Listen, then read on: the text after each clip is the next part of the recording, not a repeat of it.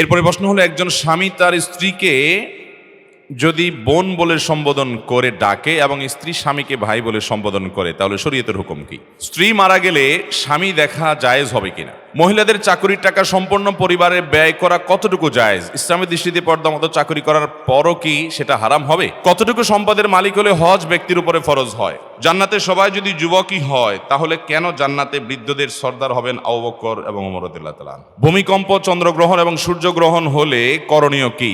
লাশের পাশে কোরআন পড়া ইসলামের দৃষ্টিতে কেমন? লাশের উপর কোরআনের আয়াত সংক্রান্ত কাপড় ও লাশের কাপড় দেওয়া ইসলামের দৃষ্টিতে কেমন? আমি একজন বিউটিশিয়ান, আলহামদুলিল্লাহ। আমি আমার কাজ যথেষ্ট পর্দার সাথেই করি। যেহেতু আমি একজন বিউটিশিয়ান, সেক্ষেত্রে আমাকে ব্রু প্লাগ করে দিতে হয়। আমার এই কাজ কি হারাম হবে? দেখুন, মেয়েদের জন্য ব্রু প্লাগ করা এটা সুস্পষ্টত নাজায়েজ এবং গুনাহের কথা, হারাম।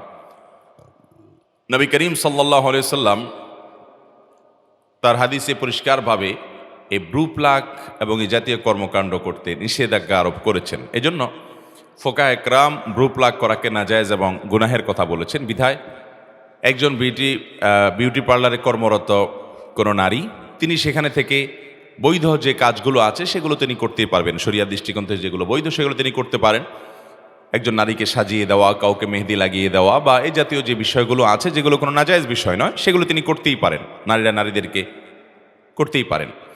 কিন্তু এমন কোনো কাজ তিনি বিউটি পার্লারে করতে পারবেন না যে কাজটা শরিয়া অ্যালাউ করে না। কারণ তিনি নিজে অন্য কাউকে যখন এই কাজটা করে দিচ্ছেন, ব্রু প্লাগ করে দিচ্ছেন, তখন তিনি নিজে একটা গুনাহের কাজে সহায়কের ভূমিকায় পালন করছেন। আর আল্লাহ বলেছেন, ওয়ালা তাআবানু আলাল ইসমি ওয়াল উদওয়ান, তোমরা পাপ এবং সীমালঙ্ঘনের কাজে কেউ কারোর সহযোগিতা করো না। বিধায় এই কাজটি বিউটি পার্লারে আপনি করতে পারবেন না। বিধায় এটা ছাড়া আপনি একজন বিউটিশিয়ান হিসাবে অন্যান্য যে বৈধ কাজগুলো আছে, শুধু এটা নয়, আর যেগুলো নাজায়েজ আছে সেগুলো বাদে অন্যান্য বৈধ কাজগুলো আপনি করতে পারবেন পর্দার সাথে এবং শরীয়তের অন্যান্য নীতিমালা মেলে, সেটি আপনার জন্য জায়েজ হবে ইনশাআল্লাহ তাআলা। এরপরে প্রশ্ন হলো, একজন স্বামী তার স্ত্রীকে যদি বোন বলে সম্বোধন করে ডাকে এবং স্ত্রী স্বামীকে ভাই বলে সম্বোধন করে, তাহলে শরীয়তের হুকুম কি? দেখুন, আবেগের আতিশয্যে কত কাজই যে আমরা করি। ডাকার জন্য স্বামী আর কিছু খুঁজে পাই নাই, স্ত্রী আর কিছু খুঁজে পাই নাই, ভাই বোন ডাকাডাকি শুরু করছে। এটা উচিত না, এটা নাজায়েজ। যদি এর কারণে বৈবাহিক সম্পর্কে কোনো অসুবিধা হবে না, কিন্তু এটা করা যাবে না। আবু দাউদে বর্ণিত একটা হাদিস আমরা পাই, যে হাদিসে নবী করিম সাল্লাল্লাহু আলাইহি সাল্লামের একটা ঘটনা এভাবে বর্ণিত হয়েছে যে তার সামনে এক ভদ্রলোক তার স্ত্রীকে হে বোন এরকম করে সম্বোধন করেছে। তো নবী করিম সাল্লাল্লাহু আলাইহি সাল্লাম বিষয়টাকে ভালোভাবে নেন নাই। তিনি বললেন যে এই লোকটা তোমার, এই ভদ্রমহিলা তোমার বোন, কি বলে ডাকলা তুমি? অর্থাৎ তুমি তাকে বোন কেন বললে? বোন তো হলো তিনি যার সাথে আপনার বৈবাহিক সম্পর্ক বৈধ নয়, তিনি তো আপনার রক্ত সম্পর্কীয় মাহরাম নারী। যার কারণে বোনের সাথে আপনার যে রিলেশন, স্ত্রীর সাথে সেরকম রিলেশন নয়। বিধায় স্ত্রীকে বোন বলা কিংবা স্বামীকে ভাই বলা, অনেক মহিলা আছে স্বামীকে আবেগের আতিশয্য বলে, আরে ভাই বলে না, এরকম ভাই বলা যাবে না। যদি কেউ বলে এর কারণে তালাক হয়ে যাবে না, বিচ্ছেদ হবে না, আবার ভুল বুঝবেন না, বড় কোনো সমস্যা হবে না, কিন্তু এরকম না বলা ভালো, এটা বলা উচিত না। অন্য কোনো কথা বলবে। আমাদের দেশে আজকাল তো পশ্চিমা ধ্যান ধারণা এবং সংস্কৃতির প্রভাবে স্বামী স্ত্রী সবাইকে নাম ধরে ডাকাডাকি, এমনকি স্ত্রীর স্বামীকে নাম ধরে ডাকাডাকি করে। এটাকে শিক্ষিত সমাজের মধ্যে এটাকে মোটামুটি বেশ আধুনিকতা একটা ভাব আনার চেষ্টা করা হয়। আমি প্রায়শ বলার চেষ্টা করি, দেখুন, পশ্চিমাদের গোলামি, তাদের অন্ধ অনুসরণ এবং তাদের কাছে নিজেদেরকে তুচ্ছ মনে করা, এই হীনমন্যতা খুব ভয়ঙ্কর আকার ধারণ করেছে। ওরা সভ্যতা শিখেছে এই ভারত উপমহাদেশ থেকে, আমাদের থেকে। ওদের অনেক কিছু ওরা এখান থেকে শিখে গেছে। এবং সবচেয়ে বড় কথা হলো, পারিবারিক ব্যবস্থাপনা বলতে যদি কিছু থাকে পৃথিবীতে, তাহলে পশ্চিমারা শত শত হাজার মাইল পিছিয়ে আছে এখনো আমাদের এই অঞ্চলে মানুষদের কাছ থেকে। এই অঞ্চলে মুসলমান বলুন, এমনকি হিন্দুরাও, বিভিন্ন ধর্মের মানুষরা তাদের পারিবারিক যে বন্ধন, এই বন্ধনটা পশ্চিমারা কখনো কল্পনাও করতে পারে না। তাদের পারিবারিক বন্ধনটা হলো আমাদের দেশের ওই আপনার শোবিজের বিভিন্ন তারকাদের মতো, যে বিয়ে হইতে দেরি, ভাঙতে যত আওয়াজ করে বিয়ে হয়, তত আওয়াজ করে আবার একই বছরে বিয়ে, এক বছরে বাচ্চা, একই বছরে বিচ্ছেদ, আবার জোড়া, আবার বিচ্ছেদ, এরকম একটা ভয়ঙ্কর খেলা সবসময় হতে থাকে। তো এই অতি আধুনিকতার নামে পশ্চিমাদের অন্ধ অনুকরণের কোনো প্রয়োজন নাই। আমাদের চাইতে রিচ কালচারালভাবে ওরা কখনো হতে পারে নাই, পারবেও না। বিধায় স্বামী স্ত্রী একে অন্যকে শ্রদ্ধা করে বিভিন্নভাবে ডাকবে। বিশেষ করে একটা সুন্দর কালচার হলো সন্তান হয়ে গেলে সন্তানের নাম ধরে বলা, অমুকের মা, অমুকের বাবা। হ্যাঁ, সন্তানের নাম যদি আব্দুল্লাহ হয় তাহলে আব্দুল্লাহর বাবা, আব্দুল্লাহর মা বলে ডাকলে এটা সবচেয়ে শ্রদ্ধা এবং সম্মান দেখানোর একটা দারুণ উপায়। এছাড়া অন্য কোনোভাবে স্বামী তার স্ত্রীকে নাম ধরে ডাকতে পারেন। হ্যাঁ, স্ত্রী স্বামীকে নাম ধরে ডাকলেও যে গুনাহ হয়ে যাবে বা কোনো পাপ হয়ে যাবে ব্যাপারটা সেরকম না। বিষয় হলো যে উদ্দেশ্য কি। যদি তুচ্ছ করা উদ্দেশ্য হয় যে সে আমার মতোই, রেসপেক্টের জায়গা যদি না থাকে তাহলে সেক্ষেত্রে সেটা অনুচিত হবে। বাট যদি কেউ ডাকে এবং এখানে অসম্মান উদ্দেশ্য না হয় তাহলে সেক্ষেত্রে কোনো অসুবিধা নাই। আরবরা অনেকেই একে অন্যের নাম ধরে ডাকাডাকি করে এবং এটাকে তারা কোনো দর্শনীয় মনে করে না। এটা আসলে নির্ভর করে আমাদের এই আঞ্চলিক যে ব্যবহার আছে, আঞ্চলিক যে প্রয়োগ আছে, আঞ্চলিক যে কালচার আছে সেটার উপরে। আমাদের এই অঞ্চলে সাধারণত নাম ধরে সম্মানিত মানুষকে ডাকা হয় না, যার কারণে নাম ধরে না ডেকে এমনভাবে ডাকা উচিত যাতে সম্মানিত বোঝা যায়। কিন্তু সর্বাবস্থায় স্বামী স্ত্রী একে অন্যকে ভাই বোন বলে সম্বোধন করা উচিত হবে। এরপরে প্রশ্ন, স্ত্রী মারা গেলে স্বামী দেখা জায়েজ হবে কিনা? জি, স্ত্রী মারা গেলে স্বামী অবশ্যই তার স্ত্রীকে দেখতে পারবেন, স্ত্রীর লাশ দেখতে পারবেন। এটা নাজায়েজ বা গুনাহ হবে না, গুনাহ হওয়ার কোনো কারণ নাই। মহিলাদের চাকরির টাকা সম্পূর্ণ পরিবারে ব্যয় করা কতটুকু জায়েজ? ইসলামের দৃষ্টিতে পর্দা মতো চাকরি করার পরও কি সেটা হারাম হবে? না ভাই, সেটা হারাম হবে কেন? কোনো নারী যদি পরিপূর্ণ পর্দা মেনটেন করে কোনো চাকরি করেন এবং কোনো ব্যবসা পরিচালনা করেন নিজের বাসা বাড়ি থেকে, নিজের অফিস থেকে, সেফ জায়গা থেকে, তার পর্দার কোনো অসুবিধা নেই, তার পার্সোনালিটিতে কোনো অসুবিধা তৈরি হয় না, হ্যাঁ, পর্দার বিধিবিধান মেনে যদি তিনি কোনো চাকরি করেন সেটা জায়েজ হবে। কিন্তু মহিলার চাকরির টাকা স্বামীর সংসারে খরচ করতে তিনি বাধ্য না। এটা একান্ত তার। স্বামীর সংসারের সকল খরচ খরচা এটা বহন করতে বাধ্য কে? স্বামী নিজে। এখন স্ত্রী যদি স্বামীকে দয়া করে কিছু দান দক্ষিণা করে, কিছু দেয় আল্লাহর হস্তে, তাহলে সেটা স্বামীর জন্য খাওয়া জায়েজ আছে, সেটা দয়া হিসাবে। তা আমাদের দেশে এসব নাই। বহু ছোট লোক স্বামী আছে যে বউয়ের চাকরির টাকার সবটুকু দখলে নিয়ে নেয়, আছে না নাই? ইসলাম অর্থনৈতিক ব্যাপারে একেবারে পরিষ্কার অবস্থান নিতে বলেছে। আমাদের দেশে স্বামী স্ত্রীর টাকা পয়সার মধ্যে যত গোজামিল আছে আর কোথাও এ গোজামিল নাই। স্ত্রীর যে গহনা, এটার মালিক কে বলেন তো? স্ত্রী। বুঝে শুনে বলতেছেন?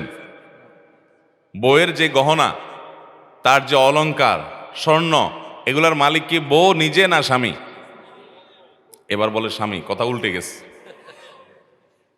দেখেন, আপনারাই সন্দেহের মধ্যে পড়ে গেছেন। আমি যে গোজামিল বলছি সাধে বলছি? আচ্ছা, বউ মালিক যদি হয় তাহলে আপনি বিদেশ যাওয়ার সময় এই স্বর্ণগুলা যদি বউর কাছে বলেন যে স্বর্ণগুলা দাও বিক্রি করে, আমার ভিসা কিনে বিদেশ যাব, আমি বিদেশে গেলে আবার তোমার কিনে দেব। বউ যদি বলে যে স্বর্ণ যেহেতু আমার, আমি তোমাকে দেব না, কারণ কেউ আমার কাছ থেকে লোন চাইলেই কি আমি দিতে বাধ্য? আমার বিশ্বাস হয় না তুমি আবার কবে চাকরি করে টাকা কামায় আমার দিতে পারবা কি পারবা না, সরি আমি তোমাকে দিলাম না। কি বলেন, এ অধিকার মহিলাদেরকে দেওয়া হয়? কোনো ফ্যামিলিতে আছে এটা? কোনো মহিলা যদি এটা বলে, ওই ঘরের ভাত কি তার কপালে আজ জুটবে? কি বলেন? তাহলে মহিলা মালিক কেমনে হলো? একটু আগে না বললেন মহিলা মালিক, তো মালিক হলে মালিকের এই দুরবস্থা থাকে? আচ্ছা, আরেকটা এক্সাম্পল নেই, বলেন যদি কোনো মহিলা বলে যে স্বর্ণ গহনা এগুলো তো আমাকে দিয়ে দিছো, তুমি, তোমার বাপেরা দিছে, তোমরা দিছো, বিয়ের সময় মহর হিসাবে দিছো, যেমনি দিছো। এখন যেহেতু এটার মালিক আমি, তো আমি এগুলো বিক্রি করে আমার ভাইটা বেকার আছে ওর দিয়ে দিব, আমার বোনটা একটু কষ্ট আছে ওকে দিয়ে দিব, আমার বাপ মাকে আমি গিফট করব, অথবা আমি একটু মার্কেটিং টার্গেটিং করবো, আমার যা খুশি তা করব। মহিলা যদি সব স্বর্ণগুলো নিয়ে স্বর্ণকারের দোকানে বিক্রি করে ফেলায়, কি বলেন, ওই সংসারে ভাত খাইতে পারবে? তাহলে সে মালিক কেমনে হইল বলেন তো?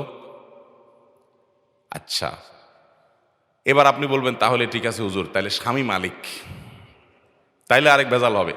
স্বামী যদি মালিক হয় তাহলে স্ত্রীকে যে মহারণা দিছে, এ মহারণা যদি তার মালিকানাই থাকে, মহারণা আদায় হয়েছে? বুঝেন নাই কথা?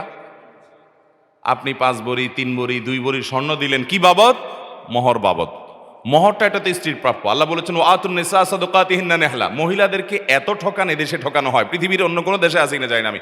এদেশে অবশ্য ভারত বা অন্যান্য দেশে যেতে আমরা অনেক ভালো আছি, কিন্তু তারপরে আমরা এখন অ্যাজ এ মুসলমান আমরা অনেক পিছিয়ে আছি। পৃথিবীর অন্য কোনো মুসলমান দেশের সাথে তুলনা করলে আমরা এই জায়গায় খুব বাজে একটা জায়গায় আছি। মহিলাদের অধিকার আমরা নষ্ট করি, ধ্বংস করি। আল্লাহ বলেছেন ওয়া আতুন নিসা সাদকাতিহিন্না নিহলা, মহিলাদের মোহর এটা তাদের প্রাপ্য অধিকার, আদায় করে দাও।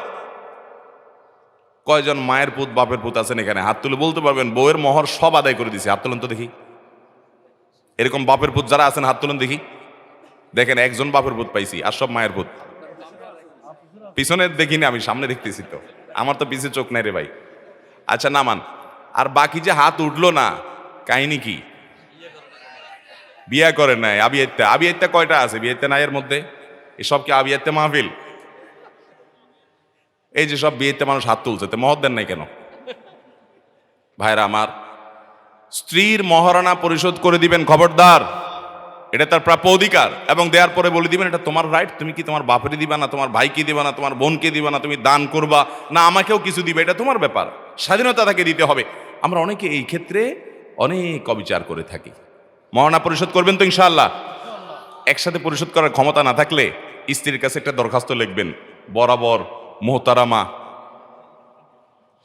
বিষয় কিস্তিতে মহারণা পরিশোধের আবেদন, যথাবিহিত সম্মান প্রদর্শন পূর্বক নিবেদন, এই যে আমি আপনার সম্পর্কে স্বামী হই, মোহরের টাকা এত লাখ টাকা ধরা হয়েছে আমার অযোগ্যতা সত্ত্বেও, আমি সেজন্য দুঃখ প্রকাশ করছি। একসাথে আপনার মোহর পরিশোধ করিবার সামর্থ্য আমার নাই, অতএব আমি কিস্তিতে আপনার মোহর পরিশোধ করিতে ইচ্ছুক,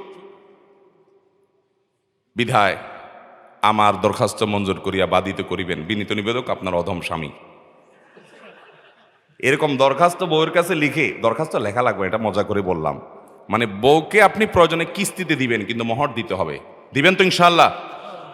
এবং দেওয়ার পর আবার ছোট লোকের মতো দাঁড়ায় থাকবেন না যে কি করবা, সে কি করবে এটা তার ব্যাপার, আপনি তাকে জোর করতে, হ্যাঁ অবশ্যই। এটা শুনে আবার আমাদের মা বোনরা মাস্তানি শুরু করেন না যে স্বামীকে আর জিজ্ঞাসা করবো না, যা খুশি করবো। আমাদের দেশে বেশিরভাগ মানুষ মধ্যবিত্ত, নিম্ন মধ্যবিত্তের মানুষ। স্বামী স্ত্রী পরামর্শ করে যাতে এটা কল্যাণকর কিছু হয় সেটা করবেন। আমি আমার মোহরের টাকা দিয়া আমার স্ত্রীকে 1 কাঠা জায়গা কিনে দিয়েছি কামরাঙ্গীর চরে, এবং ভদ্রমহিলাকে মোহরের টাকা দেওয়ার পরে দেখি বাসায় ফেলে রাখছে অনেক দিন। কি ব্যাপার, বাসায় ফেলে রাখছো কেন? তোমার মোহরের টাকা আমার বাসায় এই আলমারিতে কেন? তো বলে আমি কি করব? আমি বললাম এটা তোমার দায়িত্বে নাও, তোমার ড্রয়ারে নাও, তোমার নিয়ন্ত্রণে নাও। বলে আমি কি করব? তা আমার দেশে মেয়েরা এত আলাভোলা, এত সোজা, ওই সুযোগে পুরুষগুলা সব বাটপারি করে মেয়েদের সাথে। অতএব বাটপার স্বামী হবেন না, ভালো স্বামী হবেন। বইয়ের যদি গহনা বিক্রি করা লাগে তার অনুমতি নেবেন। যাই হোক, আমার মূল প্রশ্নের উত্তরে আবার ফিরে আসি। স্ত্রী যদি টাকা পয়সা উপার্জন করে, এগুলোর মালিক স্ত্রী। তবে স্বামী যদি তাকে নিষেধ করে, অনুমতি না দেয়, ইসলামী শরীয়তের দৃষ্টিকোণ থেকে তিনি বাহিরে চাকরি বা জব করবেন না। কিন্তু অনেক নারী আছেন যে বাবা মার সেবা করা দরকার, বাবা মার অর্থনৈতিক দুর্বলতা আছে, আর্থিক দুর্বলতা আছে, তিনি হেল্প করতে চাচ্ছেন, তিনি শরিয়ার পর্দা মেনে যদি কিছু করতে পারেন, এটা খুব টাফ। শরিয়ার পর্দা মেনে চাকরি এত সহজ না, বলা যত সহজ। যদি সেরকম সুযোগ থাকে তিনি করতে পারেন, তিনি করবেন, এবং তার সে সম্পদের মালিকানাও তার হবে। এটা সর্বাবস্থায় মহিলারা চাকরি করলেই হারাম হবে এরকম বলা সহজ নয়। কতটুকু সম্পদের মালিক হলে হজ ব্যক্তির উপরে ফরজ হয়? হজ করার জন্য, হজ করার সামর্থ্য থাকলেই তার উপরে হজ ফরজ। হজ করার সামর্থ্য কতটুকু? হজ করার জন্য পৃথিবীর যে প্রান্তে আপনি আছেন সেখান থেকে মক্কায় গিয়ে হজ করে আবার ফেরত আসার জন্য যে পরিমাণ অর্থ দরকার, এই পরিমাণ অর্থের আপনি মালিক হয়েছেন, আপনার উপর হজ ফরজ। কথা কি বুঝতে পেরেছেন? এখন এটা ডিপেন্ড করে যে কোন সময় আপনি টাকার মালিক হয়েছেন। ধরুন এখন হজ করাটা অনেক টাফ হয়ে গেছে, অনেক ব্যয়বহুল হয়ে গেছে। গত বছর প্রায় 6.5 লাখ 7 লাখ টাকা করে লাগছে। এবং আমি জানি না পৃথিবীর কোনো দেশে এটা নেই, আমাদের দেশে কেন এটা? ইন্ডিয়ান হাজিরা আসে তাদেরকে জিজ্ঞাসা করি, পাকিস্তানি হাজিরা যায় তাদেরকে জিজ্ঞাসা করি, আশেপাশে অন্যান্য দেশে হাজিরা জিজ্ঞেস করি, অবাক হয়ে যাই। আমাদের দেশে হজ তো বটে, ইভেন এই যে রমজানে ওমরার প্যাকেজ আমি ফ্যামিলি নিয়ে যাওয়ার প্ল্যান করছিলাম, শুনে তো আকাশ ভাব, মানে আকাশ ভেঙে পড়ে মাথার উপরে, যে থার্ড ক্যারিয়ারে ভাড়া হলো 93 থেকে 95 হাজার টাকা। অথচ নর্মাল একজন প্রবাসী দুবাই থেকে যদি আসা যাওয়া করেন তাহলে তার ভাড়া পড়বে কত? সৌদি থেকে দুবাই থেকে আসলে মিডল ইস্ট থেকে 50,000 60,000। 70,000 সর্বোচ্চ। কিন্তু ওমরা যাচ্ছেন, হজে যাচ্ছেন, আপনাকে 1 লাখের উপরে ভাড়া দিতে হবে। কেন এই অবিচার? এবং এই ক্যারিয়ারগুলো তারা কি, এটা অবশ্য ক্যারিয়ারের ব্যাপার, কিন্তু এটা বিমানের ব্যাপার। এই বিমান কোম্পানিগুলো তারা কোনো সিন্ডিকেট করছে কিনা যায় না। যাই হোক, যদি এখন আপনি এটা হিসাব মিলান, তাহলে এখনকার বাজারে 6 লাখ 6.5 লাখ টাকার নিচে হজ হয় না। এই টাকার মালিক হলে আপনার উপর হজ ফরজ হবে, যদি হজের মাসগুলোতে, হজের সিজনে এই টাকার মালিক হন। এখন তো আর হজ চাইলেই প্রতি বছর করা যায় না, নিবন্ধন করতে হয়। ধরুন আপনার এখন টাকার মালিক হয়েছেন, তাহলে আপনি নিবন্ধন করে ফেলবেন। যখন সুযোগ পান, আপনার সিরিয়াল পড়ে, তখন আপনি যাবেন। মহিলা হলে, ডাবল টাকার মালিক হলে তখন হজ ফরজ হবে, তিনি নিজে এবং মাহরাম। তাহলে 6 লাখ করে হলে 12 লাখ টাকার যখন মালিক হবেন, তখন হজ ফরজ। এটা হলো এখনকার কথা। কেউ 5 বছর আগে তার কাছে যদি 3 লাখ টাকা থাকে, তাহলে তার উপর হজ ফরজ, বিকজ 5 বছর আগে 3 লাখ টাকা দিয়ে হজ করা যাইতো।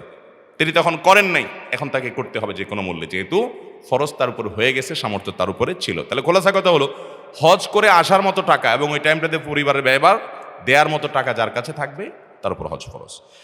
জান্নাতে সবাই যদি যুবকই হয়, তাহলে কেন জান্নাতে বৃদ্ধদের সর্দার হবেন আবু বকর এবং ওমর রাদিয়াল্লাহু তাআলা আনহু? ভাই, যুবক সবাই হবে, এর মানে হলো অবয়ব সবার যুবক হবে, যুবকদের সকল ফ্যাসিলিটিস পাবে এবং যুবক হবে আকারে। কিন্তু এই লোকটা অরিজিন যুবক নয়, যুবক হিসেবে সে মৃত্যুবরণ করে নাই, সিনিয়র হিসেবে মৃত্যুবরণ করেছে। যেমন ফাতেমা রাদিয়াল্লাহু তাআলা আনহা, তিনি জান্নাতে নারীদের সর্দার হবেন। হাসান হুসাইন জান্নাতে যুবকদের নেতৃত্ব দিবেন। তার মানে অন্য যারা আছেন তাদের মৃত্যু হয়েছে যে বয়সে, সে বয়সের মানুষগুলো নেতৃত্ব দিবেন। ওইটা দুনিয়ার দৃষ্টিকোণ থেকে, তিনি যে মারা গেছেন যে বয়সে, সেটার দৃষ্টিকোণ থেকে তাকে ওই গ্রুপের লিডার বলা হয়েছে। বাট জান্নাতে কোনো বৃদ্ধ থাকবে না, সবাই সমবয়স্ক হবে। এরপরে প্রশ্ন হলো, ভূমিকম্প, চন্দ্রগ্রহণ এবং সূর্যগ্রহণ হলে করণীয় কি? তখন আজান দেওয়া ইসলামের দৃষ্টিতে কেমন? ভূমিকম্প বা চন্দ্রগ্রহণ, সূর্যগ্রহণের সময় আজান দেওয়ার কোনো নির্দেশ কোরআন হাদিসে কোথাও আছে বলে আমার জানা নেই। তবে এই সময় কিছু কাজ আমাদেরকে করতে হবে। তার ভিতরে একটা হলো জিকির করতে হবে, আল্লাহু আকবার তাকবীর ধ্বনি দিতে হবে, দোয়া করতে হবে, ইস্তিগফার, আল্লাহর কাছে ক্ষমা প্রার্থনা করতে হবে, সাদাকা করতে হবে, দান করতে হবে সামর্থ্য অনুযায়ী যতটুকু পারা যায়, এবং চন্দ্রগ্রহণ সূর্যগ্রহণের নামাজের ব্যবস্থা করতে হবে। এই কয়েকটা কাজ করতে হবে: জিকির, তাকবীর, সাদাকা, ইস্তিগফার, দোয়া, চন্দ্রগ্রহণ সূর্যগ্রহণের নামাজ, এগুলো করতে হবে চন্দ্রগ্রহণ সূর্যগ্রহণ হলে। আমাদের দেশে কাজের কাজ তো করার কোনো খবর নাই, যত আকাজ আছে সব আমরা করি, যত মিথ্যা ফতোয়া, ভুল ফতোয়া আছে মহিলাদের উপর আরোপ করি। দেখবেন আপনারা অনেক এলাকায়, অনেক কি বাংলাদেশে প্রায় সব এলাকায় গেলে এই প্রশ্ন পাই আমি, কি হয়েছে, চন্দ্রগ্রহণ সূর্যগ্রহণ হলে গর্ভবতী নারীরা কি কিছু কাটাকাটি করতে পারবে? আপনাদের এলাকায় আসেনি এসব? আচ্ছা বলেন তো, পুরুষ কাটাকাটি করতে পারবে কিন্তু মহিলা কাটাকাটি করতে পারবে কি? এটা প্রশ্ন। এটা ভিত্তিহীন একটা কুসংস্কার, ভিত্তিহীন কথা এবং কুসংস্কার যে চন্দ্রগ্রহণের সময় নারীদের জন্য কোনো বিধিনিষেধ নাই, যে তারা এটা পারবে না, ওইটা পারবে না। অনেকে বলে যে সোজা হয়ে শুয়ে থাকতে হবে, না জানি বলে সোজা হয়ে থাকা যাবে, একটু বাঁকা হয়ে থাকতে হবে। কোত্থেকে এই সমস্ত ফালতু এবং কুসংস্কারের জন্য কথা আসছে আল্লাহ ভালো জানে। চন্দ্রগ্রহণ সূর্যগ্রহণের সময় গর্ভবতী নারীদের জন্য কোনো বিধিনিষেধ, কোনো বিশেষ করণীয় বর্জনীয়, ওই যে করণীয় বর্জনীয় সকলের জন্য সমান, যে এই টাইমগুলো আমরা তো আজকাল চন্দ্রগ্রহণ সূর্যগ্রহণকে এনজয় করি, তাই না?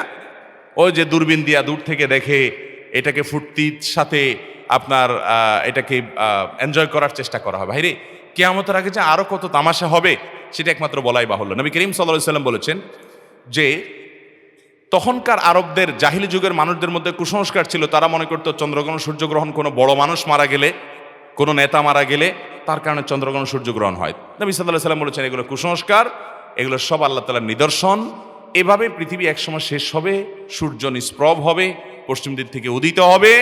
ঈমানদার এই ধরনের পরিস্থিতিতে ভীত হয়ে, সন্ত্রস্ত হয়ে আল্লাহর দিকে রুজু করবে এবং ইস্তিগফার, দোয়া, তাকবীর, সাদাকা এবং সালাতুল কুসুফ পড়বে। এগুলো হলো আমাদের করণীয়। লাশের পাশে কোরআন পড়া ইসলামের দৃষ্টিতে কেমন? ভাইরা আমার, মৃত মানুষের লাশের পাশে কোরআন পড়ার কোনো নির্দেশ কোরআন হাদিসে কোথাও নাই, কিন্তু আমার দেশে সব জায়গায় আছে। আপনাদের এলাকায় আছে? আচ্ছা, কোরআন কি জীবিত মানুষের জন্য না মরা মানুষের জন্য? তাহলে একটা মানুষ মারা যাওয়ার পরে তার লাশের পাশে কোরআন পড়লে ওই লোকটা কি শুনবে? তাহলে কি লাভ? লাশ দুনিয়া থেকে তার মৃত্যুর সঙ্গে সঙ্গে তাকে দাফন কাফন দিয়ে, জানাজা পড়িয়ে সসম্মানে তাকে কবরস্থ করতে হবে, আর তার জন্য দোয়া করতে হবে। কিন্তু লাশকে ঘিরে কোরআন নিয়ে বসে কোরআন তেলাওয়াত করতে হবে, এরকম কোন নির্দেশ কোরআন হাদিসে কোথাও আসেনি। বিশেষ করে কোরআন শোনাবেন কাকে? আপনি কোরআন শোনাবেন জীবিত মানুষকে, তিনি শুনলে সওয়াব পাবেন, আমল করবেন, জানতে পারবেন, কোরআন সম্পর্কে ধারণা হবে। সেই জায়গা থেকে আপনি জীবিত মানুষকে কোরআন শোনাবেন। মৃত মানুষকে কোরআন শোনানোর কোনো নির্দেশ কোরআন হাদিসে? তাদের জন্য আল্লাহর কাছে দোয়া করবেন, ইস্তেগফার করবেন, ইসালে সওয়াব করবেন কোরআন সুন্নাহর পদ্ধতি অনুসারে। এর বাইরে লাশ ঘিরে গোল হয়ে কোরআন তেলাওয়াত করার কোনো নির্দেশ নেই। আমাদের দেশে তেলাওয়াত তো করে করে মাদ্রাসা ছেলেদেরকে ভাড়া এনে তারপরে কোরআন তেলাওয়াত করায়, আছে না নাই? না ভাই, এটা করা যাবে না। আবার এটার জন্য পারিশ্রমিকও দেয়। এই পারিশ্রমিক দেওয়াও না জায়েজ, নেওয়াও না জায়েজ। বুঝতে পারছেন? হুজুর, আপনারা বলবেন হুজুরদের পেটে লাথি মারেন কেন ভাই? না ভাই, সারা দুনিয়াতে কোনো আলেম এটাকে অনুমোদন করেন নাই। মৃত ব্যক্তির জন্য কোরআন তেলাওয়াত করে টাকা নেওয়া এবং দেওয়া, এটাকে জায়েজ বা এলাও পৃথিবীর কোনো আলেম করেন নাই। সমস্ত ওলামা ইকরাম না জায়েজ বলেছেন, কিন্তু আমরা অনেকেই এটা করি। আপনি আপনার মা বাবার জন্য দোয়া করবেন এবং অন্যদের কাছে দোয়া চাইবেন, কিন্তু টাকা দিয়ে মৃত ব্যক্তির জন্য কোনো কিছু করানো জায়েজ নাই। হ্যাঁ, আপনি গরিবদেরকে টাকা দিতে পারেন, বা আলেমরা এমনি গরিব, তাদেরকে দান করতে পারেন, কিন্তু ওই যে কোরআন তেলাওয়াত পড়ায় বিনিময় দিবেন, সেটা জায়েজ নেই। লাশের উপর কোরআনের আয়াত সংক্রান্ত কাপড় ও লাশের কাপড় দেওয়া ইসলামী দৃষ্টিতে কেমন? আমাদের দেশে অনেক মসজিদে দেখা যায়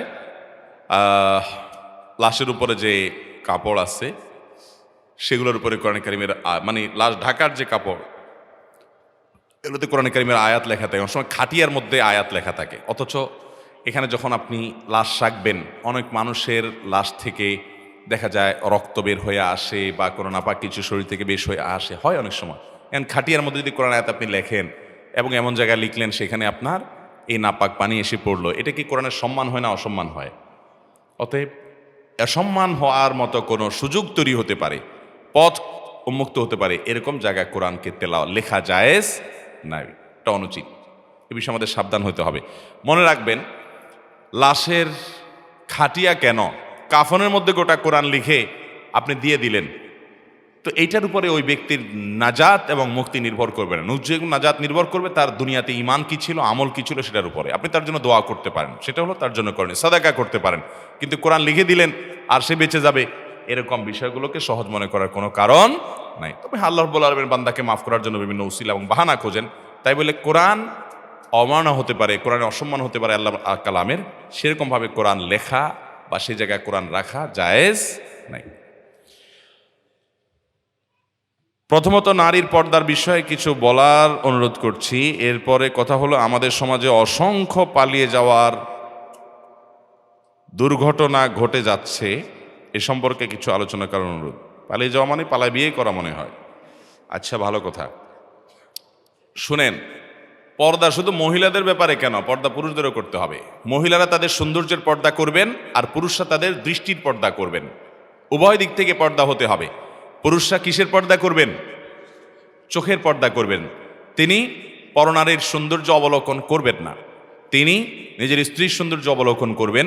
নিজের মাহরাম নারীদের দিকে তাকাবেন, মা বোনের দিকে তাকাতে পারেন, কিন্তু গায়রে মাহরাম কোনো নারীর সৌন্দর্য অবলোকন করবেন না। তিনি নিজেকে নিয়ন্ত্রণ করবেন। আল্লাহ বলেছেন, কুল্লিল মুমিনিনা ইয়াগুদ্দু মিন আবসারিহিম। আল্লাহ পুরুষদেরকে আগে নির্দেশ করেছেন তারা যেন তাদের চোখকে সংযত রাখে, এরপরে নারীদেরকে নির্দেশ করেছেন তারাও যেন চোখকে সংযত রাখে এবং লজ্জাস্থানকে হেফাজত করে। এই জন্য পুরুষরা চোখের পর্দা করতে হবে ভাই, সেই সাথে নারীরা তাদের সৌন্দর্যের পর্দা করতে হবে। দেখুন, নারীদের সৌন্দর্যের পর্দা ইসলাম কেন করতে বলেছে? এটা নারীদের কল্যাণার্থেই বলেছে। এটাতে নারীর সম্মান নিহিত আছে, নারীর ইজ্জত এবং সম্ভ্রম নিহিত আছে। কারণ একজন নারী তিনি যদি খোলামেলাভাবে নিজেকে মানুষের সামনে উপস্থাপন করেন, অশ্লীলভাবে উপস্থাপন করেন, তাহলে পুরুষরা তাকে দেখে বাজে চিন্তা করবে। এইটাই বাস্তবতা, এই বাস্তবতার ব্যতিক্রম কিছু হতে পারে না। এভাবে আল্লাহ সৃষ্টি করেছেন যে একজন আরেকজনের প্রতি আকৃষ্ট হবে।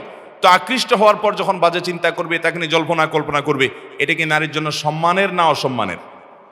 তো এই অসম্মানের কাজটা যেন না করে ইসলাম সেই নির্দেশটাই করেছে, আমাদেরকে করতে হবে। এর পাশাপাশি পালিয়ে বিয়ে করার বিষয় যেটা বলছেন ভাই, আমি তরুণ বন্ধুদেরকে বলছি, বিয়ে জীবনে কয়বার করবেন? 2 বার করলে মাইদ্যর খাওয়ার ভয় আছে নাকি? বইয়ের হাতে মাইদ্যর খাইতে পারেন। আচ্ছা যাক, একবারই বেশিরভাগ মানুষ একটাই করতে পারে না, 2টা থেকে আবার যুবকরা বাপ মা বিয়ে দেয় না, অভিযোগ করতে করতে নারী দিদিদের শেষ আমার কাছে। আচ্ছা যাক, একটা বিয়ে করবেন তো জীবনে একটা বিয়ে করবেন, সেটাও যদি পালাপালি করে করেন, আরে চোর ডাকাইতে না পালাপালি করে কাজ করে, আপনি কি চোর নাকি? কেন পলাপলি করবেন? বিয়ে একটা জন করবেন সুন্দর করে, মুরব্বীদেরকে সাথে নিয়ে করবেন, সবাইকে রাজি করায়া সবাইকে সাথে নিয়ে করবেন, হাসি খুশিভাবে করবেন। পলাপলি করে বিয়ে করবেন, এরপর আফসোস করবেন, হারে আমার বিয়েটা একটু হাঙ্গামা করে হলো না, আনন্দ ফুর্তি করে হলো না। বিয়েতে একটা আনন্দ ফুর্তি ইসলাম অ্যালাউ করেছে একটা লিমিটেড পর্যায় পর্যন্ত, বিদায় পালায়া বিয়ে করা উচিত নয়। এটা সাধারণ এবং কমন কথা। এরপর আসুন, যদি এমন কোনো পরিস্থিতি তৈরি হয় যে আপনার বাপ মা আপনাকে বিয়ে দিচ্ছে না, আপনি গুনাহ থেকে বাঁচতে পারছেন না, আপনি চরম একটা পর্যায়ে চলে গেছেন, তারপরও তারা দুনিয়া এবং পয়সা করে ছাড়া কিছুই বুঝছে না, তাহলে সেক্ষেত্রে আপনি নিজের ডিসিশন নিজে না দিয়ে একজন বিদগ্ধ আলেমে দ্বীন, একজন বিচক্ষণ আলেমের সাথে আপনি সাক্ষাৎ করে তার সাথে আপনার পুরো অবস্থার বিবরণ আলাপ আলোচনা করে আপনি ডিসিশন নেন, সেটা ইনশাআল্লাহ আপনার জন্য কল্যাণকর হবে। কিন্তু নিজে থেকে হুটহাট করে পালিয়ে পালিয়ে বিয়ে করবেন না। দেখেন, বেশিরভাগ যুবকরা কোনো মেয়েকে পছন্দ হলে বিবাহ বহির্ভূত সম্পর্ক করে মনে করে যে এর না হলে আমার জীবনটা শেষ, তেজপাতা হয়ে যাবে, অরেই লাগবে আমার জীবনে সুখী হওয়ার জন্য। আছে না নাই? এমন বহু ঘটনা আছে যে যারে না হলে বাঁচবে না মনে করছে, ওর সাথে যখন ঘর করা শুরু করছে কয়দিন পরে মনে হয়েছে সরে গেলে আমি বাঁচি। হয় কি হয় না এরকম? অতএব এগুলো বেশিরভাগ ক্ষেত্রে যৌবনের ভ্রম। সিনিয়র এবং অভিজ্ঞদের পরামর্শ নিতে হয়, ভেবেচিন্তে সুচিন্তিতভাবে সিদ্ধান্ত নিতে হয়। মানুষের ব্যক্তিত্ব, আমল, পার্সোনালিটি, আল্লাহ ভীরুতা এটাই উপভোগ্য বিষয় হয়, এটাই সবচেয়ে গুরুত্বপূর্ণ বিষয় হয়। আর অন্যান্য দিক যেগুলো আমাদেরকে আকৃষ্ট করে এগুলো মানুষের খুবই ক্ষণস্থায়ী, সেটা আপনার চামড়ার সৌন্দর্য বলেন, অন্য সব কিছু বলেন। বিদায় বিয়ে শাদী সুচিন্তিতভাবে হবে এবং দিনদারি আল্লাহ ভীরুতাকে অগ্রাধিকার দিয়ে বিয়ে শাদী করবেন। নবী করিম সাল্লাল্লাহু আলাইহি ওয়াসাল্লাম বলেছেন, দুনিয়াতে যা কিছু আছে সবই উপভোগ্য, বাট কাউকে আল্লাহ যদি একজন সৎ জীবন সঙ্গী দেয়, ভালো জীবন সঙ্গিনী কেউ পেয়ে গেল কোনো পুরুষ, তাহলে এর চাইতে বেশি সুখী মানুষ দুনিয়াতে আর কেউ হতে পারে? যাদের ঘরে আল্লাহ তাআলা দিয়েছে ভালো জীবন সঙ্গিনী, যে তাকে কষ্ট দেয় না, তাকে প্যারা দেয় না, সুখে শান্তিতে তারা চলাফেরা করে হ্যাপি, এটা দুনিয়ার জান্নাত বলতে পারেন। বিদায় জীবন সঙ্গীর সঙ্গে নির্বাচন করবেন ওইভাবে, ওই নিজের কাছে ভালো লাগছে এই জন্য হাত ধরে পলায় গেলেন, পলায় গিয়া ধরা খায়া এরপরে কয়দিন পরে আয়সা পিটাপুটি খেয়ে মাইদ্যর খেয়ে দেখলেন যে অজাগায় পাও দিয়ে বসে আছি, তখন আফসোস করে কিন্তু আর কাজ হবে না। বিদায় খুব সাবধানে পা ফেলতে হবে। এরপরে প্রশ্ন হলো, ডাক্তারদের মতে সিজারে 3টি বাচ্চা হওয়ার পর পরবর্তী বাচ্চা নেওয়া ঝুঁকিপূর্ণ, এক্ষেত্রে ইসলামী শরীয়ত কি বলে? যদি সত্যিই ঝুঁকিপূর্ণ হয় তাহলে সেক্ষেত্রে বাবা মা পরবর্তী সন্তান নেওয়ার ব্যাপারে সাবধান থাকবেন, নিজের শরীরকে নিজের জীবনকে ঝুঁকির মধ্যে ফেলবেন না। কিন্তু সব ক্ষেত্রে যে এটি আপনার এই তথ্য একেবারে সঠিক প্রমাণিত হয়েছে ব্যাপারটি সব ক্ষেত্রে এরকম না। আমি ব্যক্তিগতভাবে একবারে বাই নেম বলতে পারি, প্রফেসর হামিদুর রহমান বাংলাদেশে অনেক বড় একজন ইঞ্জিনিয়ার, সিনিয়র ইঞ্জিনিয়ারদের এখন ওনার বয়স বোধহয় 100-র কাছাকাছি মেবি। তো ওনার মেয়ে এবং মাকতাবাতুল আশরাফ এর মালিক হাবিবুর রহমান সাহেবের স্ত্রী, তার অনেকগুলো বাচ্চা হয়েছে সিজার হওয়ার পরও। এরকম আমার পার্সোনালি আমি জানি, একটা নাম সহ কোট করে বলতে এরকম বহুত আছে। কিন্তু তারপরও ডক্টররা যদি, অভিজ্ঞ ডক্টররা যদি বলেন যে না এই মুহূর্তে বাচ্চা নেওয়াটা রিস্কি হবে, তাহলে সেক্ষেত্রে রিস্ক নিয়ে বিশেষ করে জীবনের হুমকি হতে পারে এরকম যদি জোরালো মনে হয়, তাহলে সেক্ষেত্রে বাচ্চা নেওয়া যাবে না। বরং এই ক্ষেত্রে জন্ম নিয়ন্ত্রণ এটা মায়ের স্বাস্থ্য, মায়ের জীবনকে রক্ষা করার জন্য করা যেতে পারে, কোনো অসুবিধা নেই, বরং করতে হবে যদি রিস্ক অনেক বেশি থাকে। কোরআন তেলাওয়াতের মধ্যে যদি সিজদার আয়াত পড়া হয় এবং তেলাওয়াত শেষে সিজদা দিব বলে সাথে সাথে দেই নাই, কিন্তু পাঠ শেষে সিজদা দিতে ভুলে যাই, এক্ষেত্রে করণীয় কি? এটা পরবর্তীতে দিয়ে ফেলবেন যত দ্রুততার সাথে সম্ভব। ও আরো প্রশ্ন আছে, স্বামীর মৃত্যুর পর ইদ্যত ও তালাকের মধ্যে পার্থক্য কি? তালাকের ইদ্যত কিভাবে পালন করতে হয়? ইদ্যত বলা হয় গণনা করাকে, এটা শাব্দিক অর্থ হলো গণনা করা। আর ইসলামী পরিভাষায় ইদ্যত বলা হয় কারোর স্বামীর সাথে কোনো মহিলার বিচ্ছেদ হয়ে গেলে কিংবা স্বামী মারা গেলে স্ত্রী যেই পিরিয়ডটা বিবাহ শাদী করা থেকে নিজেকে বিরত রাখতে হয়, এই মৌলিকভাবে এই কাজ এবং আনুষঙ্গিক কিছু কাজ করাটাকে ইদ্যত বলা হয়। এই ইদ্যতটা স্বামী স্ত্রীর মধ্যে বিচ্ছেদ হয়ে গেলে স্ত্রীর 3টা মাসিক পর্যন্ত ইদ্যত পালন করতে হয়, অর্থাৎ কারোর সাথে বিবাহ বন্ধনে আবদ্ধ হতে পারেন না, এরপরে তিনি বিবাহ বন্ধনে আবদ্ধ হতে পারেন। আর যদি কারোর গর্ভবতী থাকেন ওই অবস্থায় হয়, তাহলে সেক্ষেত্রে গর্ভ খালাস হওয়ার আগ পর্যন্ত, সন্তান প্রসবের আগ পর্যন্ত তিনি বিয়ে শাদীতে আবদ্ধ হতে পারেন না। এবং যদি কারোর মাসিক বন্ধ হয়ে যায় তাহলে তিনি 3 মাস অর্থাৎ 90 দিন তিনি বিবাহ বন্ধনে আবদ্ধ হবেন না, তারপর নতুন বিয়ে বন্ধনে আবদ্ধ হতে পারেন। কেন? কারণটা কি? এর কারণ হলো পুরুষকে তো ইদ্যত পালন করতে হয় না, মহিলায় কেন করতে হয়? কারণ মহিলার গর্ভে এই ভদ্রলোক যিনি, যার সাথে বিচ্ছেদ হয়ে গেল, তার কোনো সন্তান আছে কি না, যদি আজকাল মেডিকেল চেক আপের মাধ্যমে জানা যায়, ইসলাম তো সর্বজনীন, সর্বকালীন, সব যুগের জন্য প্রযোজ্য, যেখানে এটা নাই সে কি করবে? তো এর বাইরে চেক আপে অনেক সময় ত্রুটি হতে পারে। এই জন্য শরীয়ত এই পিরিয়ডটা দিয়েছে যে এই পিরিয়ডটা পর্যন্ত, এটা একমাত্র কারণ, এটা একটা কারণ, আল্লাহর নির্দেশে আরো বহু রহস্য আছে, থাকতে পারে, আমরা কয়টা জানি। তো এই টাইমটা তিনি অন্যত্র বিবাহ বন্ধনে আবদ্ধ হবেন না। এটা হলো বিবাহ পরবর্তী তালাকপ্রাপ্তা নারীর ইদ্যত, 3 মাস বা 3টা মাসিক। 3টা মাসিক, মাসিক বন্ধ হয়ে গেলে, মাসিক না থাকলে সেক্ষেত্রে মাস হিসাবে করবে 90 দিন তিনি ইদ্যত পালন করবেন, অর্থাৎ বিবাহ থেকে বিরত থাকবেন। এরপরে তিনি বিবাহ বন্ধনে আবদ্ধ হবেন অন্যত্র। এক, আর যদি স্বামী মারা যায় তাহলে 4 মাস 10 দিন পর্যন্ত তিনি ইদ্যত পালন করবেন। এই সময় তিনি কারোর সাথে বিবাহ বন্ধনে আবদ্ধ হতে পারবেন না, বিবাহের প্রস্তাবও দিবেন না, এবং এই সময়টাতে তিনি স্বামীর সংসার, যেখানে মারা গেছেন স্বামী সেই জায়গাতে, অথবা নির্দিষ্ট যেখানে তার জন্য থাকা সেফ, এরকম জায়গাতে তিনি নিজেকে অবস্থান করে রাখবেন। তিনি একান্ত প্রয়োজন ছাড়া ডাক্তার দেখানোর জন্য বের হতে পারেন, একান্ত প্রয়োজন ছাড়া তিনি বাইরে যাবেন। এটা শোক পালনের অংশ হিসাবে, নট অনলি ইদ্যত পালন, এটা শোক পালনের অংশ হিসাবে। তাহলে দুটার মধ্যে পার্থক্য হলো বিচ্ছেদের পর 3টা মাসিক অথবা 3 মাস, আর স্বামী মারা গেলে 4 মাস 10 দিন। স্বামী মারা গেলে তখন নিজেকে শোক পালনের অংশ হিসাবে একটা জায়গায় তিনি আবদ্ধ করেন, বা আবদ্ধ করা মানে এই না যে ঘরতে বেরোতে পারবে না, মানে একটা ঠিকানার মধ্যে থাকবেন, বাইরে যাওয়া করবেন না একান্ত প্রয়োজন ছাড়া। আর তালাকপ্রাপ্তা হলে সেক্ষেত্রে সবই করতে পারবে, শুধু বিবাহ বন্ধনে আবদ্ধ হবেন না, বাইরে তিনি যেতে পারবেন। এই হলো পার্থক্য। একজন ওষুধ বিক্রেতা জন্ম নিয়ন্ত্রণকারী ঔষধও বিক্রয় করে এবং তার একমাত্র উপার্জন ওষুধ বিক্রয়, এক্ষেত্রে বিক্রেতা গুনাহগার হবে কিনা এবং তার বিকৃত অর্থ হালাল হবে কিনা? জন্ম নিয়ন্ত্রণ অস্থায়ীভাবে যত প্রক্রিয়া হয় সেগুলো শর্ত সাপেক্ষে জায়েজ আছে, বিধায় এগুলোর আইটেমগুলো বিক্রি করলে সেটা নাজায়েজ বিষয় হবে না, এর কারণে তার উপার্জন হারাম হবে না। একবারে স্থায়ী পদ্ধতি, লাইগেশন ইত্যাদি, সেগুলোকে ইসলাম অ্যালাউ করে না। কিন্তু অস্থায়ী জন্ম নিয়ন্ত্রণ যদি কি খাওয়াবে এই চিন্তা থেকে না হয়, বরং মায়ের স্বাস্থ্য, অন্যান্য পারিপার্শ্বিক নানান যৌক্তিক কারণে জন্ম নিয়ন্ত্রণ করে সাময়িকভাবে, সেটার জন্য যে কোনো পদ্ধতি, বৈধ পদ্ধতি গ্রহণ করা যেতে পারে, এবং সেটার জন্য এই আইটেমগুলো যদি কোনো মেডিসিন এর দোকানে বিক্রি হয় সেটা নাজায়েজ নয়, তার উপার্জন হালাল হবে ইনশাআল্লাহ। এরপরে প্রশ্ন হলো, আমি একজন অটোরিকশা চালক, আমার পরিবারের ইমোশনাল কিছু বললে অনেক যাত্রী আমি না চাইতেই দয়া করে 100 বা 500, এমনকি 1000 টাকা পর্যন্ত দেয়, এভাবে নেওয়াটা হালাল হবে কিনা? এখন কথা হলো, এই ইমোশনাল কাহিনী আপনি যাত্রীকে কেন শোনাচ্ছেন, উদ্দেশ্য কি? যদি উদ্দেশ্য হয় যে সত্য মিথ্যা বাজ বিচার না করে বানায়া ছানায়া বলে বেচারাকে আমি ইমোশনাল ব্ল্যাকমেল টাইপ কিছু করে এরপরে তার থেকে একটু ধান্দা বাড়া দিবে 20 টাকা, কিন্তু নিলাম 500 টাকা, 1000 টাকা, ভদ্রলোককে দেখে মনে হচ্ছে একটু নরম সরম আছে, তো এরকম যদি আপনি এটা ধান্দা পাতেন তাহলে এটা প্রতারণা, আর প্রতারণা করে উপার্জন করলে সেটা হালাল হবে। আর যদি সত্যি আপনার কোনো দুঃখের হিস্ট্রি থাকে, আপনার স্ত্রী অসুস্থ, আপনি অনেক বিপর্যস্ত, এবং সেটা ভদ্রলোকের সাথে শেয়ার করেছেন শুধুমাত্র জাস্ট সময় পেয়েছেন, মনে হলো একটু শেয়ার করি হালকা হওয়ার জন্য, ঘটনাচক্রে তিনি আপনাকে গিফট করেছেন, সেটা নেওয়া আপনার জন্য জায়েজ আছে, কারণ এটা তো আপনি তাকে কোনো সিন ক্রিয়েট করে নিয়েছেন অথবা মিথ্যা কথা বলে নিয়েছেন, ব্যাপারটা সেরকম না। ইভেন আপনি সত্য কথা বলে তার কাছে টাকার আশায়ও যদি বলেন ঠিক আছে ওনার সামর্থ্য আছে দিল, তাও আপনার জন্য এটা হারাম হবে না, যদি আপনি ওই যে মিথ্যা কথা না বলেন। অনেকে আছে মিথ্যা কথা বলে, ঢাকা শহরে অনেক রিক্সাওয়ালা আছে যে রিক্সা উঠলে, আমি অনেকবার এই অভিজ্ঞতার মুখোমুখি হয়েছি, রিক্সাওয়ালা উঠলেই একটা হিস্ট্রি বলা শুরু করে, স্যার একটু কথা বলবো স্যার, আচ্ছা বলেন স্যার কি বলবেন, এবার স্যার শুরু করে দেয়, স্যারের বইয়ের অসুখ, স্যার ছেলের অসুখ। আমার কথা হলো, এই সব না, সব রিক্সাওয়ালা না, অনেকের প্রতি সম্মান রেখে বলছি, অনেক রিক্সাওয়ালা ভাইয়েরা আছেন, আমাদের বাবারা আছেন, আলহামদুলিল্লাহ, তারা সব ধান্দা ফান্দা করেন না, কিন্তু কিছু ধান্দাবাজ রিক্সাওয়ালা ভাই রয়েছে যে উঠলেই স্যার বলে শুরু করে দিবে তার হিস্ট্রি। আমার মানে শুনলেই তো বোঝা যায় যে সন্দেহজনক রীতিমতো। তো এরকম প্রতারণা করে উপার্জন করলে সেটা কি হবে না, জায়েজ হবে না।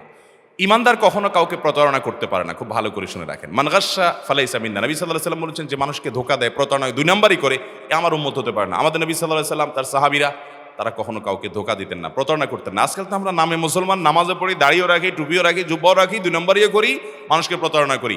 এই প্রতারক কখনো ভালো মুসলমান হতে পারে, এই জন্য প্রতারণা করা যাবে না। প্রতারণা ছাড়া যদি আপনি উপার্জন করেন, ওকে।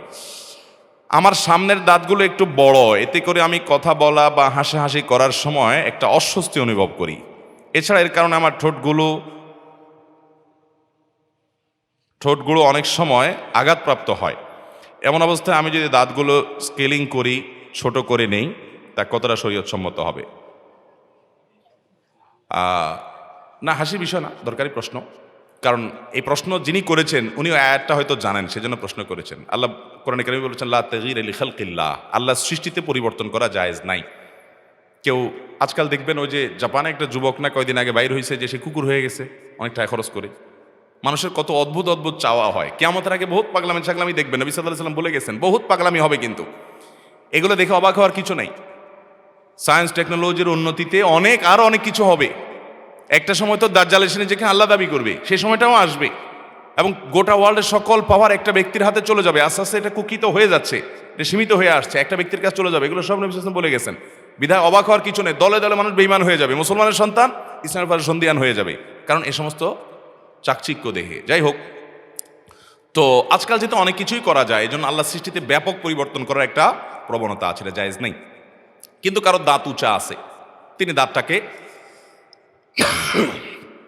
ট্রিটমেন্টের মাধ্যমে এটাকে সমান করলেন, কোনো অসুবিধা নেই। এটা তো তার একটা ত্রুটি, একটা অসুবিধা, এটা ট্রিটমেন্ট, চিকিৎসার অংশ। আর চিকিৎসার ব্যাপারে নবী সাল্লাল্লাহু আলাইহি ওয়াসাল্লাম বলেছেন তোমরা চিকিৎসা গ্রহণ করো, নির্দেশ করেছেন তিনি চিকিৎসা গ্রহণ করতে হবে। আপনি অসুস্থ থাকতে ইসলাম বলে নাই আপনাকে, সুস্থ থাকবেন, সেজন্য আপনি সুস্থতার অংশ হিসাবে দাঁত কেটে বা যেভাবে হোক অপারেশন করে আপনি যদি সমান করতে পারেন, এটা প্রশংসনীয়, এটা নিন্দনীয় কিছু নয়। শুধু দাঁত কেন, অন্য অনেক ক্ষেত্রে হতে পারে। কারো ধরেন আঙ্গুল আছে 6টা হাতে, একটা অতিরিক্ত আঙ্গুল আছে, একটা মানুষের 6টা আঙ্গুল তো হয় না নর্মালি, কিন্তু তার আঙ্গুলের কারণে অসুবিধা আছে, তিনি অপারেশন করে এটাকে সমান করলেন, কোনো অসুবিধা নেই।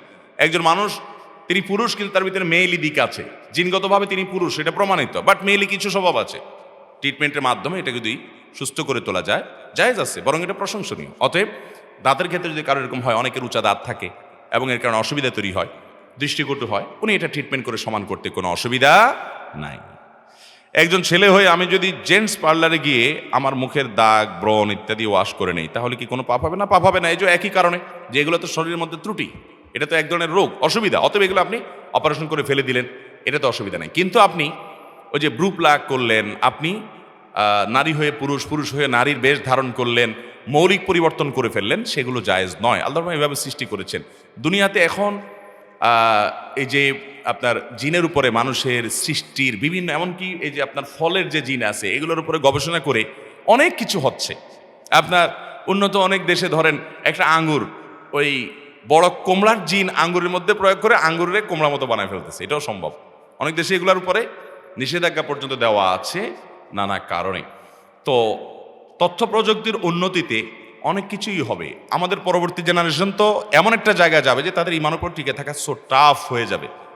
অলরেডি এখনই একটু 2-4 কলম পড়ালেখা করলে পোলাপান ছেলেমেয়েরা ইসলামটাকে সেকেলে সেকেলে মনে করা শুরু করে। নবী করিম সাল্লাল্লাহু আলাইহি ওয়াসাল্লামের প্রত্যেকটা ছত্রে ছত্রে ভবিষ্যদ্বাণী করে গেছেন যে কি হবে কিয়ামতের আগে। আল্লাহ তাআলা আমাদেরকে ভয়াবহ সময়গুলোতে ইমানের উপর অটল থাকার তৌফিক দান করুন, এসব বিভ্রান্তির জন্য আমাদেরকে বেঈমান না করে। সর্বশেষ প্রশ্ন, 18 বছরের একটি মেয়েকে আমি মনে প্রাণে আমার নিজের ছোট বোনের মতো ভালোবাসি, তার ব্যাপারে কোনো সময় আমার মনে কোনো খারাপ চিন্তা ভাবনা আসে নাই, আমি কি বোন হিসাবে তার সাথে কথা বলতে দেখা করতে পারবো? এবার ইসলাম কি বলে?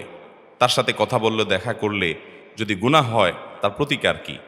দেখেন, যাকে আপনি বিবাহ করতে পারবেন, মানে আইনগতভাবে যাকে বিবাহ করতে কোনো অসুবিধা নাই, অর্থাৎ তিনি আপনার রক্ত সম্পর্কীয় কোনো নারী নন, আপনার বোন নন, আপনার মা নন, আপনার ফুফু নন, হ্যাঁ, এরকম কোনো নারী যদি হন, তাহলে সেক্ষেত্রে আপনি তাকে যতই বোনের মতো দেখেন, যতই মায়ের মতো দেখেন, ভদ্র মহিলা মূলত আপনার স্ত্রী হওয়ার মতো।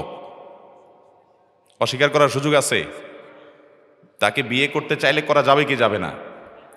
দেখেন, আল্লাহ রাব্বুল আলামিন পরপুরুষকে পরনারীর সাথে পর্দা মেনটেন করতে বলেছেন। কেন? এটাতেই নিরাপত্তা সামাজিক।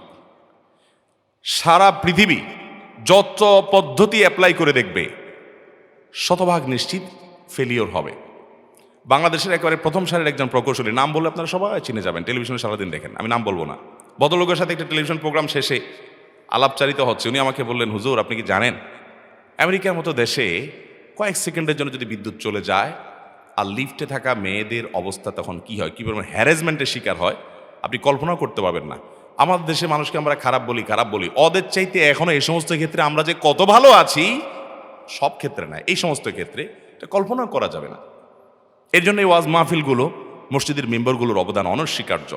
আমাদের প্রশাসন, আমাদের পুলিশ বাহিনী, আমাদের বিভিন্ন সেক্টর থেকে আইন আদালত, বিচারালয়, বিভিন্ন জায়গা থেকে যে অপরাধ প্রবণতা কমিয়ে আনার জন্য নানামুখী প্রচেষ্টা আছে, এর মধ্যে অনেক বড় অবদান হলো দেশে ওলামা একরামের মানুষকে নীতি এবং আদর্শের উপরে অবিচল করবার জন্য। আমার কাছে শত শত মানুষ এসে নিজের হিস্ট্রি বলে, ভাই আমি এই অন্যায়টা ছেড়ে দিয়েছি শুধুমাত্র আল্লাহর ভয়। আপনারা কয়দিন আগে দেখেছেন না, পত্রিকা বেশ ফলাও করে প্রকাশ হয়েছে, এক ভদ্রলোক অনেক বয়স্ক, উনি রেলের কর্মকর্তা বা কর্মচারী ছিলেন, সারা জীবন অনেক রেলের ভ্রমণ করেছেন ফাঁকি যুগে দিয়ে। আলেমুল আমাদের বক্তব্য শুনে আল্লাহর ভয়ে তিনি একটা পর্যায়ে এসে রেলওয়ে অফিসে এসে তিনি অনেকগুলো টাকা জমা দিয়ে গেছেন যে আমি এই টাকা, এই পরিমাণ টাকার ফাঁকি দিয়েছি রেলের, আমি সেটা জমা দিয়ে গেছি। বলেন পৃথিবীর কোন সভ্যতা একটা মানুষের ভিতরে এই অনুশোচনা সৃষ্টি করতে পারবে আল্লাহর বিধান ছাড়া? আর কোনো পদ্ধতি নাই। অতএব পরিষ্কার কথা হলো, আল্লাহ যেটা হারাম করেন ওইটার বিকল্প কোনো পথ খোলা নেই। বলে যে পৃথিবীতে সবাই পুরুষরা সব ভদ্র হয়ে গেলে তো মহিলা নিরাপদ হয়ে যাবে, না হবে না। পৃথিবীতে সব পুরুষদেরকে আপনি ভদ্র করতে পারবেন না।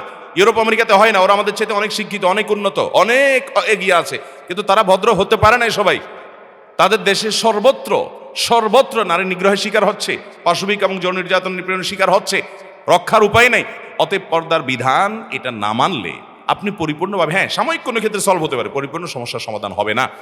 এই জন্য যেই ভদ্র মহিলাকে আপনার সাথে বিবাহ বন্ধনে আবদ্ধ ইসলাম জায়েজ করেছে, তাকে আপনি যতই বলেন আমার বোনের মতো, আদতে তিনি আপনার স্ত্রী হওয়ার উপযুক্ত।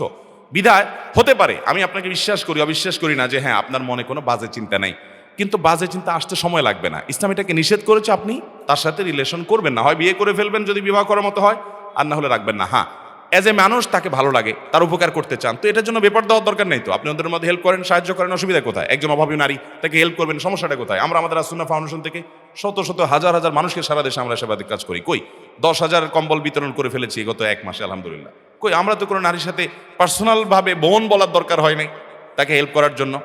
বিধায় কোনো নারীকে যদি আপনি ব্যক্তিগতভাবে হেল্প করতে হয়, বোন বলার দরকার নাই। আমি একটা এক্সাম্পল দেই। ধরুন একটা হাই ভোল্টেজের কারেন্টের লাইন আছে, বিদ্যুতের লাইন, এই মুহূর্তে বিদ্যুৎ নাই, ওখানে হাত দিলে কিছু হবে না যেহেতু বিদ্যুৎ নাই, কিন্তু ভোল্টেজটা এত হাই যে বিদ্যুৎ যদি থাকে আর ওই টাইমে কেউ এখানে স্পর্শ করে, সাথে সাথে কয়লা হয়ে যাবে, ছাই হয়ে যাবে, এইরকম ভয়াবহ। তো এই জায়গায় বিদ্যুৎ নাই, এই জন্য আপনাকে যদি বলি যে বিদ্যুৎ তো নাই, আপনি এখন হাত দেন, সমস্যা কোথায়? আপনি কি দিবেন? আমার কথা বুঝেন নাই? বিদ্যুতের একটা লাইন লিক আছে, লাইনটা খুব হাই ভোল্টেজ, বিদ্যুৎ থাকা অবস্থায় এখানে হাত দিলে একেবারে ছাই হয়ে যাবেন সব হয়ে। আপনাকে আমি বললাম ভাই এখন তো বিদ্যুৎ চলে গেছে, বিদ্যুৎ নাই, আপনি হাত দেন, সমস্যা কোথায়? আপনি দিবেন? কেন দিবেন না? কখন আসবে ঠিক ঠিকানা, যদি আইসা পড়ে তখন অবস্থা কি হবে? ঠিক কিনা বলেন? এই রিস্ক কেউ কখনো নেয় না। যে নারীকে আপনার বোনের মতো মনে হয়, পবিত্র মন, আপনার মনে কোনো বাজে চিন্তা আসছে না, আমি রেসপেক্ট করি, আপনাকে বিশ্বাস করি, কিন্তু কখন যে আপনার মনে আসবে সেটার কোনো ঠিক ঠিকানা। এই জন্য ইসলাম বলেছে আপনাকে আগে থেকে সাবধান হতে হবে, এর কোনো বিকল্প। অনেকে বোন পাতে, ধর্মের ভাই, ধর্মের বোন, ধর্মের বাপ, এরপরে পত্রিকায় নিউজ হয় এই ধর্মের বোন নিয়ে পালায় চলে গেছে, হয় কি হয় না বলেন? বিধায় এগুলো করা জায়েজ নাই। ইসলাম মানার ভিতরে কল্যাণ আছে, এটা না মানার ভিতরে অকল্যাণ আছে, আমাদের বুঝে আসুক বা না আসুক। আল্লাহ তাআলা আমাদেরকে পরিপূর্ণভাবে ভালো মুসলমান হওয়ার তৌফিক দান করুন। এরপরে প্রশ্ন হলো, যানবাহনে আরোহণ অবস্থায় নামাজ আদায়ের নিয়ম জানতে চাই। যানবাহনে আমরা যখন থাকব তখন ফরজ নামাজগুলো যথারীতি দাঁড়িয়ে ক্যাবলামুখী হয়ে অজু করে সুন্দরভাবে আমাকে আদায় করতে হবে। বিশেষ করে আমরা যখন দূরপাল্লার বাসে যাই, ব্যক্তিগত গাড়িতে যখন আমরা যাই তখন তো সহজ হয়, যে কোনো জায়গায় থামিয়ে আমরা সালাত আদায় করে নিই, কিন্তু দূরপাল্লার বাসে যখন যাই বা বড় যানে যখন আমরা থাকি, ট্রেন ইত্যাদিতে যখন যাই, তখন আমাদের নামাজ পড়তে অনেক সময় অসুবিধা হয়। কিন্তু ইমানদার কোনো অবস্থাতে নামাজ ত্যাগ করতে পারবে না। ইমানদারের জন্য নামাজটা হলো বেঁচে থাকার জন্য শ্বাস প্রশ্বাসের মতো। বেঁচে থাকার জন্য শ্বাস প্রশ্বাস যেরকম গুরুত্বপূর্ণ, ইমানদারের ইমান টিকিয়ে রাখার জন্য নামাজ সেরকম গুরুত্বপূর্ণ। নামাজ ছাড়া ইমানদারের ইমান কল্পনা করা দুরূহ এবং কঠিন ব্যাপার।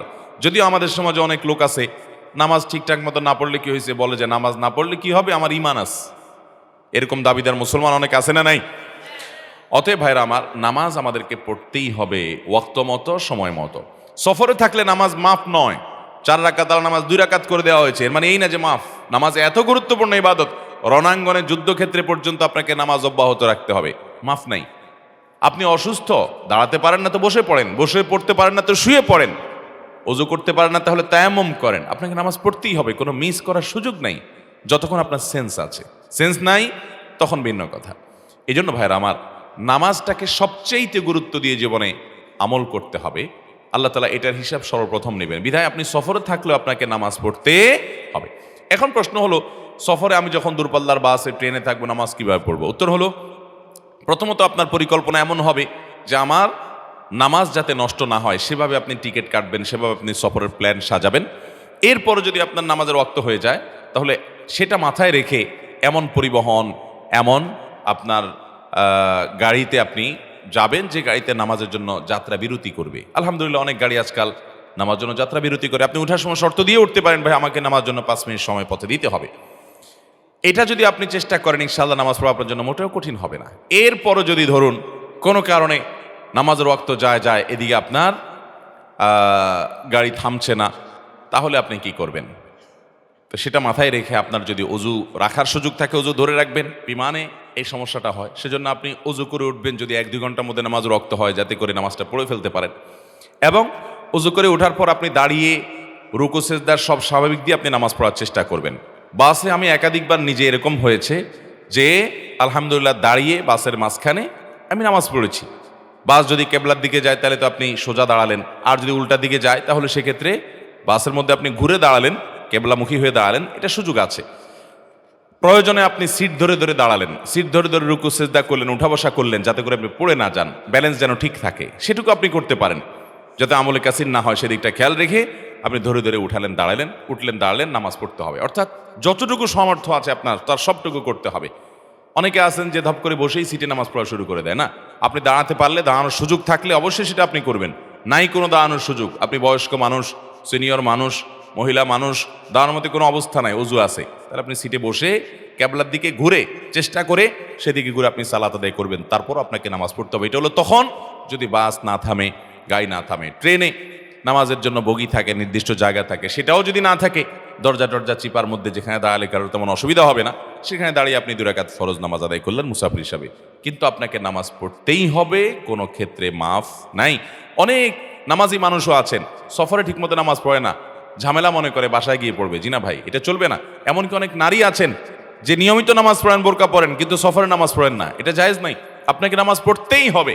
আপনি কোনো একটা দোকানে ঢুকে যদি বলেন, ভাই আমার বাসা তো অনেক দূরে, নামাজের রক্ত যাচ্ছে, আমি 2 রাকাত নামাজ পড়বো, আপনাকে কোনো দোকানদার বাধা দিবে?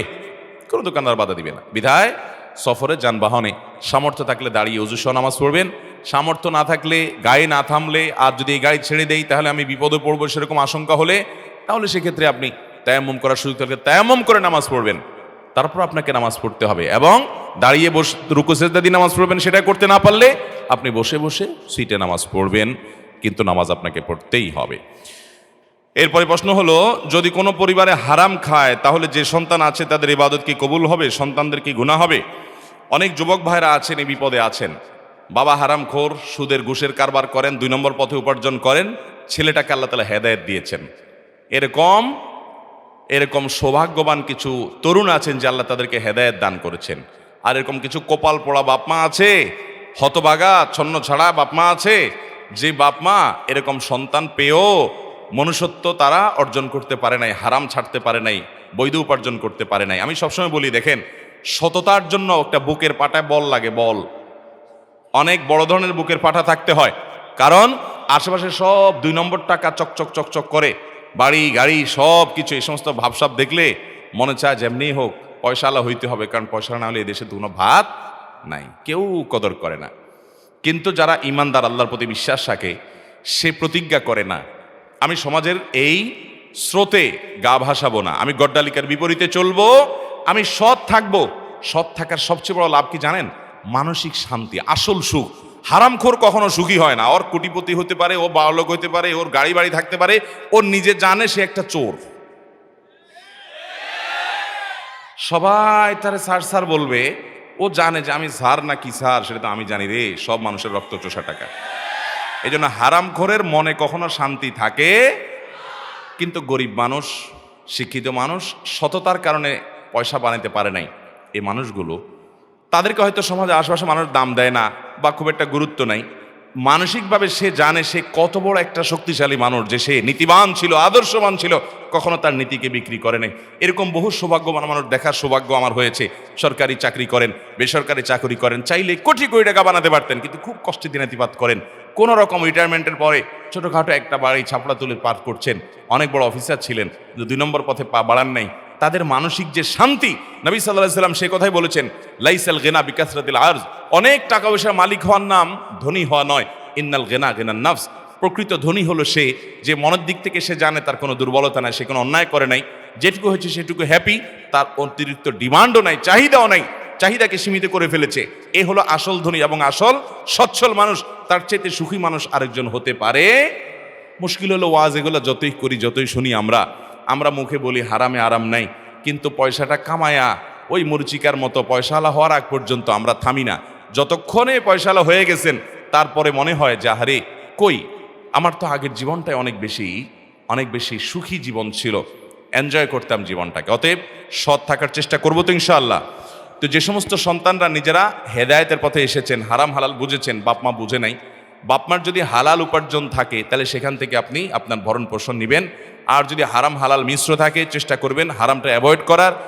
তারপরও আপনার যদি বিকল্প পথ না থাকে আপনি সেটা গ্রহণ করতে পারবেন, কিন্তু আপনাকে অতি সত্বর টিউশনি করে হোক, অন্য কোনো কাজ করে উপার্জন করার চেষ্টা করতে হবে। আমি প্রায় সময় বলার চেষ্টা করি, আমাদের দেশে গ্রাজুয়েশন করার আগ পর্যন্ত, অনেক গ্রাজুয়েশনের পরেও বাবা মার বোঝা হয়ে সংসারে বসে থাকে। এটা খুব খারাপ কথা। একজন মুসলমান তরুণ কখনো অলস হবে না। আপনি চেষ্টা করবেন সর্বাবস্থায় কাজ করার। আমার মনে আছে আমি মাদ্রাসা যখন পড়ি, স্টুডেন্ট লাইফ থেকে আমি উপার্জন করি, আমি চাকরি করি এবং আমার বাবাকে আমি সংসারে টাকা দিতাম এবং সংসার চালাতে সহযোগিতা করতাম। কই আমার পড়ালেখাতে কোনো অসুবিধা হয় নাই। সারা বাংলাদেশের মাদ্রাসা বোর্ডের অধীনে 10 stand, 3rd stand, 2nd stand এগুলো করার সুযোগ আমার হয়েছে।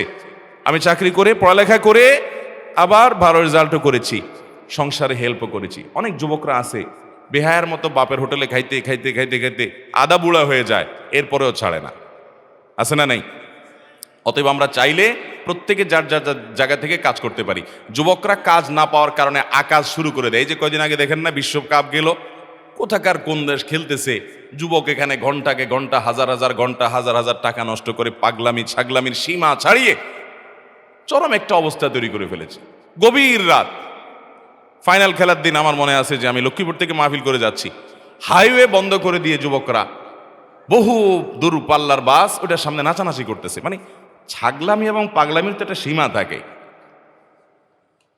এটা কোন পাগলামি রে বাবা, এটা কোন পাগলামি?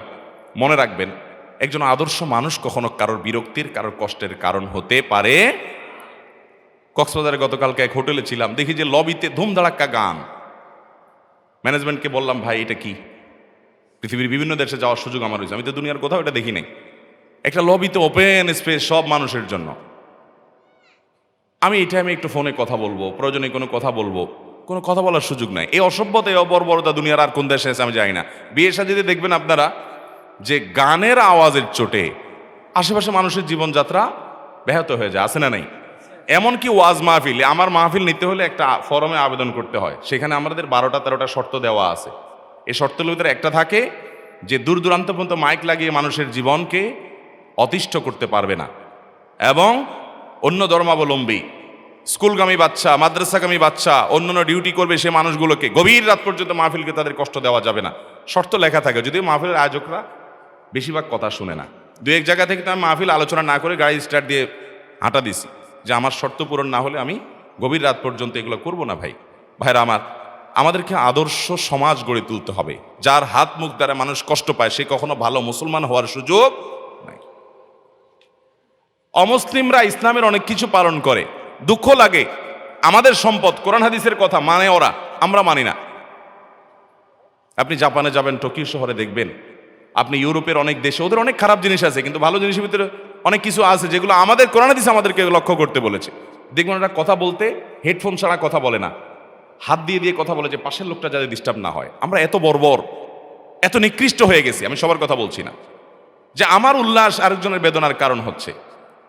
যুবকরা বিয়ে শাদী উপলক্ষে বক্স ভাড়া করে এনে, ব্যান্ড পার্টি ভাড়া করে এনে ধুমধাড়াক্কা গানের আওয়াজে পুরো এলাকা প্রকম্পিত করে ছাড়বেন, ঠিক আছে তো?